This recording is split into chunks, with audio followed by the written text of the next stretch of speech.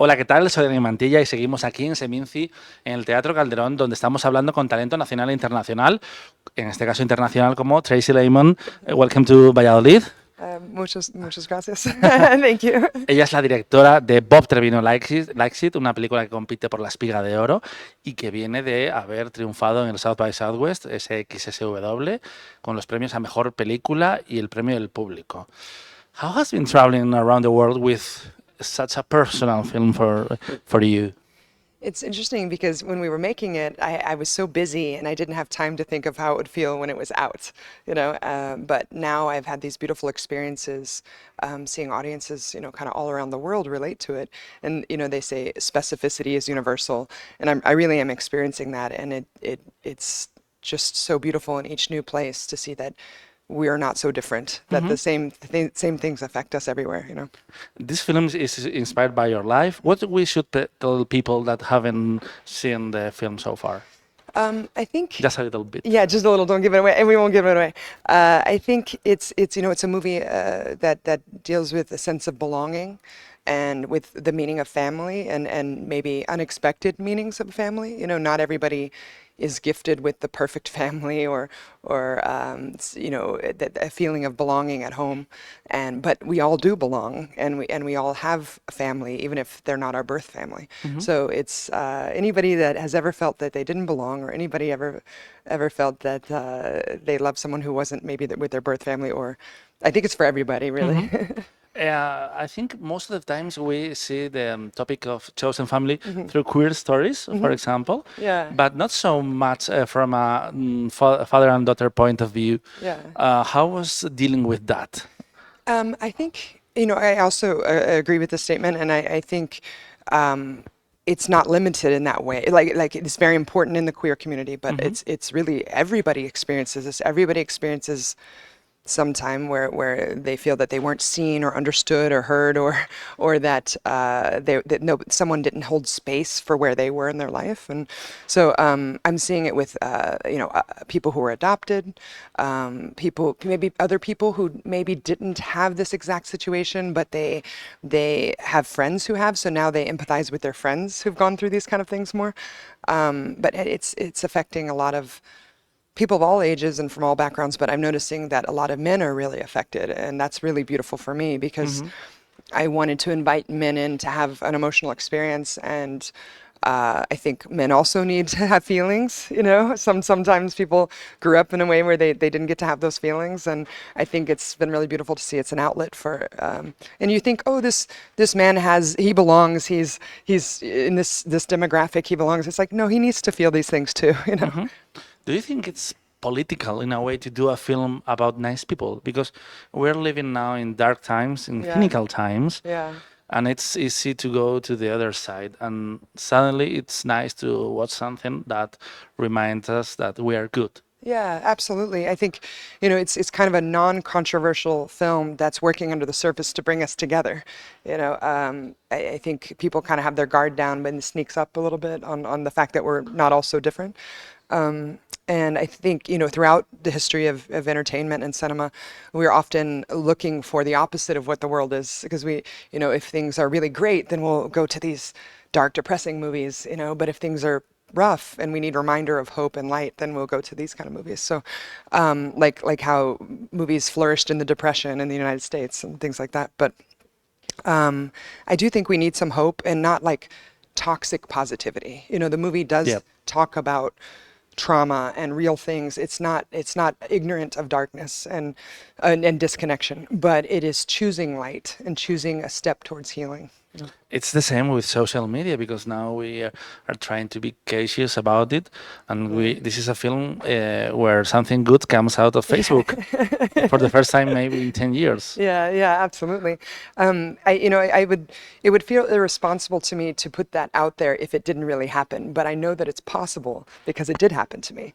So, and I know in the beginning of social media for me, that, I was a wheelchair user in high school. I had an accident and I was home alone from school and I had this brace like this and I couldn't be with my friends, but the internet gave me a community and it gave me people to talk to and I didn't feel alone. It was so beautiful and things, got kind of strange after that and dark and now it's come back to that for me. It's come back to like this stranger on the internet was kind to me for 9 years. The real situation was 9 years, Oh, not 3 cool. months. Yeah. And so because I know it can't happen, I feel an obligation to share that because we think, oh, we could live in this world. I'm like, no, we do live in this world when we choose to be this way. This film like your own version of a scrapbook of your relationship? Kind of, yeah, yeah.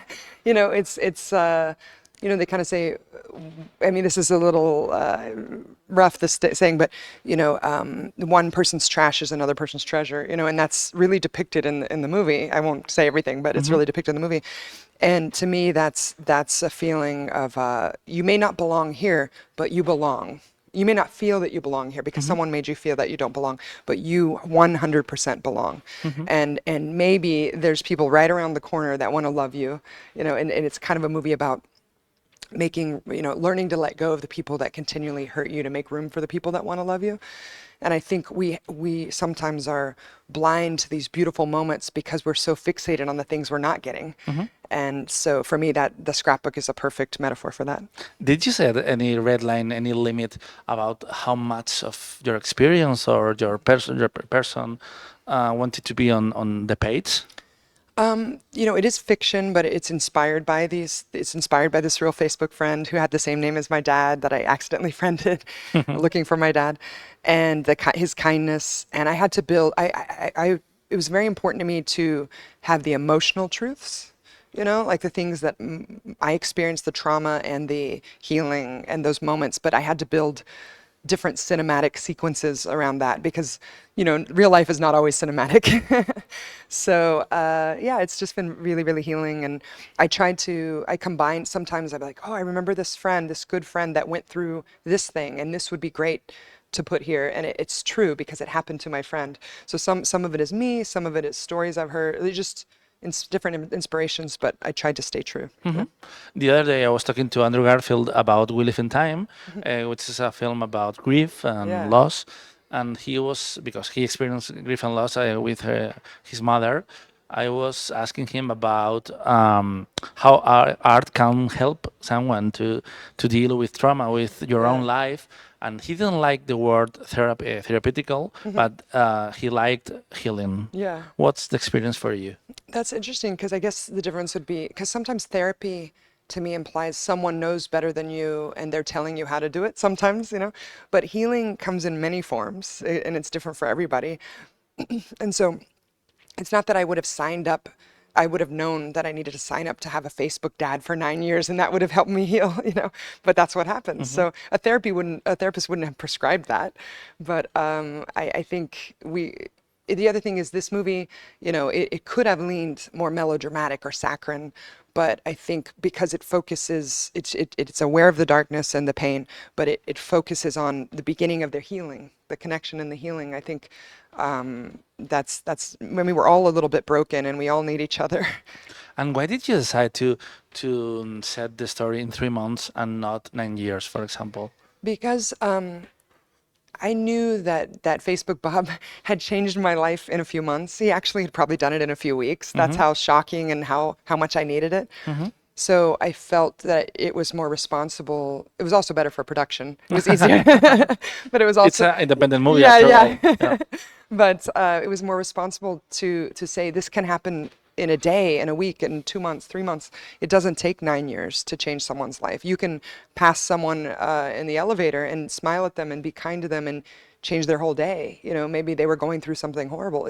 So I just felt that we can do this for each other. And how was designing writing the first scene in the film? Because we were talking about before the interview. It's quite extreme. It's really funny. Yeah. But it puts the character like in a very particular place. Yeah, absolutely. I mean, it was interesting because in the script that was scene 3, But as soon as we had that close-up of Barbie, the cinematographer, John Rosario, and we looked at each other and said, oh, this is the opening shot. You know, it set the tone, you know, because the tone of the movie is humor and pathos, you know, and they kind of go together. And I wanted to say, yes, we're going to show pain, but it's going to be funny. It's okay, you know, and we're not laughing at her, we're laughing with her because we have been that person on the other side of those texts, you know. All of us have been like really cool in any moment of our lives. Yeah. That's why I love, for example, Girls. Some people hated it, but it's like we all are mean. We all make Yeah. crazy stuff. It's like that's real people We all in a have way. capacity to be them, you know. I feel like anything we judge, you know, they say if you point your finger, you have three pointing back at you, like this. And I'm like, if you're judging something, take a look at yourself. Maybe, you know, you might have something to look at. I love Friends, but real life is not that thing. It's it's always messier. Yeah, absolutely. Yeah, it's very messy. And how was navigating the tone of the film, because it can get quite extreme. It's like there are situations that you could like lose the control of the picture. Yeah, absolutely. I think because I was kind of staying true to the way I see the world, I was able to be consistent because it's consistent with the way that I see the world. I think that life is absurd. You know, life is absolutely absurd, and people are lovable, but they're also irrational, and we do these strange things to get what we want, and I don't judge that. I think that that's part of life, and it's funny and it's sad and it's all mixed up, and they kind of go together. You know? And what about the casting? Because I think one of the keys of the film are the performances, separate and together. How was seeing for the first time Barbie Ferreira and John Leguizamo together? Oh my gosh! So the first time I saw them together was our rehearsal, and I had really studied before I met with them. I'd looked at all their other work, of course. I was big fans of both of them, and I knew in my heart that it was going to work, but I had no proof. It was just, you know, because you put two people together and, you know, just, but we had a slot scheduled for rehearsal. We sat down, and I've been training to work with actors for a long time, so I was very prepared, and within 5 minutes, it was just magic. I mean, within the first line, it was magic, and they were even in shock of how great it was, because it was so easy. It was like they'd known each other the whole time, and sometimes you just get lucky like that. But they're incredible, and that they brought it to the table, you know. And why didn't you a screen test before? Because it was No. it was impossible. Nah, no budget to do that. One thing I insisted on was, you know, John Leguizamo and Barbie Ferreira were scheduled to shoot first, but knowing that I had been through similar situations, I said, I think just like the joy and the sorrow, I said, I think she needs to experience the bad dad, French Stewart, before she will know how much the good dad means, because I know this personally, you know. So I never would have appreciated Facebook Bob if I hadn't had this trauma with my dad, you know. So even though French was shooting after, I said, we have to budget and fly him in, and we have to rehearse first. So French came in, and French and Barbie, from just like John and Barbie, just the minute they sat down, just magic, beautiful. And we improv'd all the up moments of their, you know, because they had somewhere to fall, you know. So she has to know that it can be good, or she's just not smart, you know. So, and he's charming. French Stewart is a very charming guy. So so we did that, and then he left, and then John came, and and they're amazing. I'm very lucky. We already knew that John is amazing, but we didn't know that about Barbie. Yeah. What did you see in her? Like, she can play this character. So on Euphoria, I watched her on Euphoria. I'm much more feminine gaze than male gaze. You know, Euphoria is, to me, very male gazy. But I was looking at her with my own feminine gaze and seeing her vulnerability and her nuance and her performance. And I wanted to stay on her. I wanted the shots to stay on her. I wanted the scenes to be focused on her. Sometimes I was feeling things because of her, and then it would go to somebody else. And I was like, wait, what's her story? Tell me more about her. So I'd seen this, and then the vulnerability there, and then I looked at a movie called Unpregnant. Yep. And she was so funny, and she had this positivity, but it was aware. It wasn't just toxic positivity. It was an awe, like a childlike awe of the beautiful things in life. I said, this is Lily. Put these together, and this is Lily. I was like, there's really no one else. How challenging was finding the money and the way to make this film? It was very challenging. I noticed I have a gray hair now under here. I was like, that's my Bob Trevino hair. But it was very stressful because in order to make the movie the way that I wanted to make it, we had to form a company, and we, other people wanted to do it for more money, but then they would be telling me what to do, and I actually had final cut on the movie, which is very rare for a first-time feature director. But Sean Mullen, my producing partner, and Edgar Rosa, our other capital P producer, really had my back, and they cared about the same things as me. So we raised equity, we got loans, we got a small MG from Myriad Pictures, and we still owe some money. So please go see this movie, please. How do you see the state of American cinema in the independent side right now? It's interesting because a lot of people who've done a lot of big movies, they seem to be depressed. But for me, I'm inspired because when things are down, that's when artists get to work. That's when it's time for us to do what we do. And I also think that as there's bigger movies and there's artificial intelligence, we're human and we're going to need real stories and authentic stories. And so, live music, live theater, independent film, these are things that our souls need. So I'm excited. I feel like, again, I know the darkness, but I'm choosing the light here. I think that AI couldn't write Bob Trevino Likes It, for example. It couldn't what? Write this film. No. It's because It's never going to come out from a machine. Yeah. It's I don't know how it would. I mean, good for the machine that it didn't have to go through that. Once you make the film and you let go of it in South by Southwest, how was that feeling? And then you won both prizes, the Grand Jury Prize and the Audience Prize. How was that week?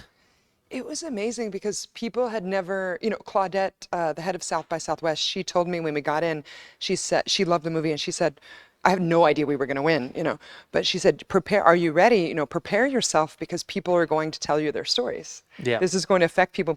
And I remember thinking, oh, Claudette, I've done this before with my shorts, not in an egotistical way, but like, I'm good. I got this. I've been there. Yeah. Yeah. And then it started happening, and I was like, oh, wow, this is different. This is, and so people were coming up to me with wet eyes, saying how much they could relate and telling me their stories. And it was the first time as an artist and storyteller that I felt so connected to the audience. I felt that, by facing my fears and being so vulnerable, I realized that other people need this story too. And that's a really, really beautiful thing. You must have listened a lot of stories, crazy stories. Yeah, and too many. It's like, okay, I'm fine. I'm good with my shit. Yeah.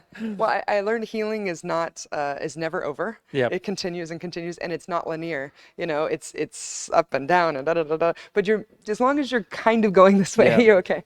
So you're moving on in a way. Yeah. It's like I have this child, and I've been taking care of the child, and now the child's okay. The child is going and have a life of their own, and I have a little empty nest syndrome, because I cared for that child for so long. But now I'm like, maybe I'll have another baby. And what about that other baby? Because this is a very personal story.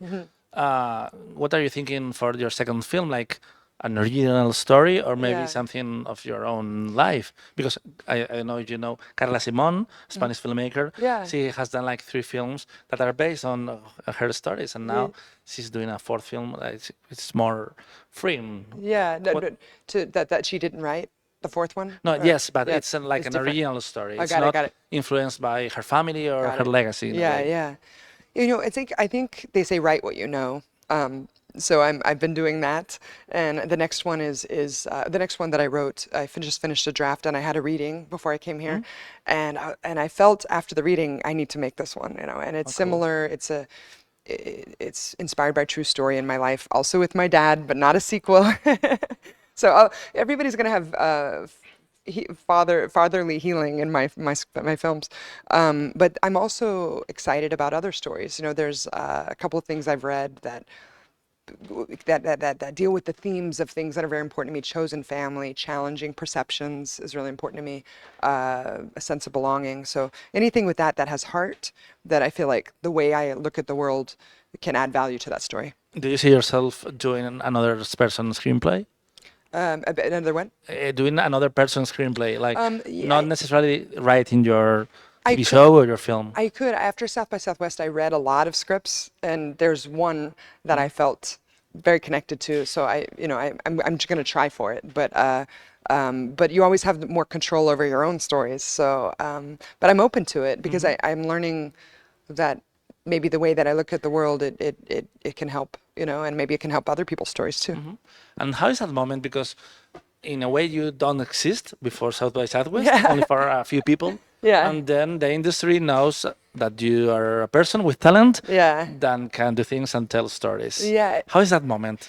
It's really strange because in my life, there's always going to be before South by Southwest and after South by Southwest. Even though I've been at this for a while, I've made shorts, music videos, all these things. And when I got back home and there were all these meetings and things, it was like, wait, I'm the same person I was 2 weeks ago, but I'm not upset about it. I know that's the way that it works. And I'm glad that I was training, I was like going to the metaphorical gym training this whole time. And so now I'm ready for whatever happens. And if it had happened earlier, maybe I wouldn't have been ready, And this second film, do you know when you're going to film it? I haven't even sent it out yet. Okay. I sent it to friends and I did a small reading, friends and family, and my agents and managers want to read it. And I was like, I'll send it to you soon. I'll send it to you soon. So, but I'm in love with it. And I would say if I had to guess, like maybe I'll hopefully be able to make it in like a year. Oh, cool. Thank you very much. Thank you. Enjoy Valladolid, Madrid, wherever you go. Thank you so much. And all the whole set of festivals you are going to visit with this film, because I think it's going to have a long life. Thank you. It's going to open next year? Yeah, so it seems like maybe March or the spring. We have distributors kind of a lot of places, and a Contra Corriente is putting out In Spain, yes, a Contracorriente. Yeah, so thank you. Muchas gracias. And in the States? In the States, we have Roadside Attractions, so Oh, cool. it'll be U.S. and Canada, or they're doing North America, we'll see. So they're thinking March. Cool. Yeah. Thank you. Thank and you. good luck with the festival. Thank you so much. Ya sabéis que podéis ver estos días Bob Trevino Likes It aquí en Valladolid y en unos meses en los cines en el resto de España. Seguimos con más entrevistas en kinótico.es, la primera con K, la segunda con C. Gracias.